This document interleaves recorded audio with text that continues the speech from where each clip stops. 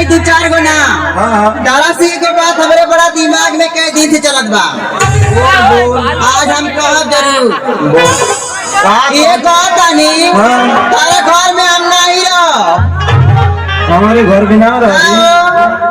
ए भाई कहाँ है हमारे घर में ना रह रे। अब अपना हम माई के लगे जाई नहीं हो भी जाई वो ये बताओ कि कहाँ है नहीं हो भी सुना।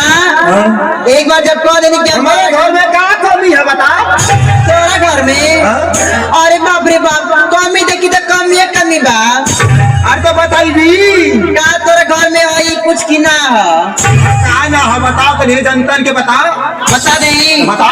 ना तोरे घर में आटा ना तोरे घर में दाल ना तोरे घर में नून ना घर में मरचा ना मोटका बैगन ना चिचिना ना लौकी ना कोहड़ा और भिंडी तक ना तब तोरे घर में का है सब भागा करेली। हाँ आ बिना खाई आई तो यहाँ ऐसा बनल ये बताओ का बिना खाई आई तो यहाँ ऐसा बनल अरे आई छमर आई कुछ था तो था देखा तो चूहा था।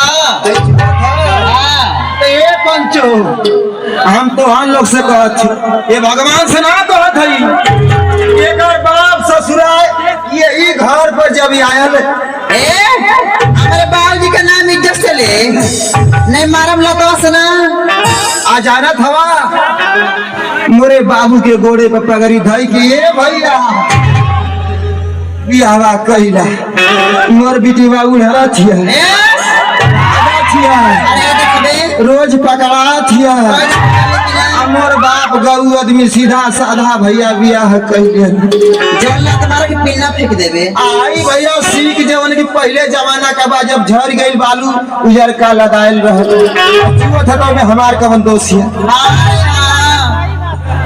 अरे यानी ठमत अच्छा कहां गेले तोर बाप ससुर रे हमार बाबूजी कहां गेले बता। अरे बाप रे बाप हमार बाबूजी देने वही पता चल चढ़ल बाले रे पहले चढ़लाई रे हमार बाबूजी का देने की पहिल और के चमकत बाले रे। आई गोरी मैया हाई देखा हाई एकर बाप देखले हम अरे दादा भैया का दे ना ए लो पियानो या जाई चढ़ल बाड़ा चट से उतार जाईता तोके बता के खई हां कि पिएगा तो हम पिएबा करीला लेकिन हाउ मत पिया जन मेहरुआ को मैं ढकावत ही आजकल।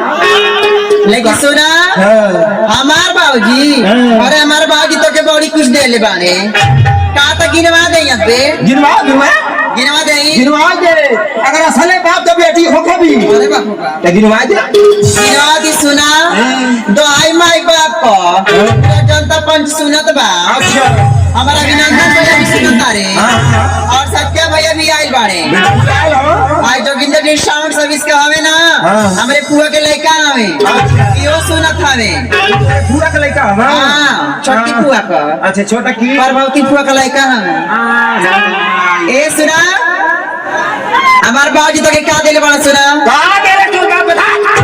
हमार बाबूजी तारा के घड़ी देना हो एक है घड़ी एगो साइकिल देना हो एगो साइकिल और एगो रेडियो दे ले रहा एगो अब कल मेरे चोखा नेर मुंह पर ये भाई हम ये पंचन से बतावत ही भगवान से ना बतावत हई एकर बाप ससुरा हमके 3 चीज देहला ये जो घड़ी देहला जो कबो दिन में 12 बजेबा ना कइला रेडियो ऐसा देहलस कबो दिन में सनसनइबा ना कइला आ साइकिल ऐसा देहलस कि जब चली तो फाक देना छुछेवा फेंक दे जब चली फाक देना छुछेवा फेंक दे।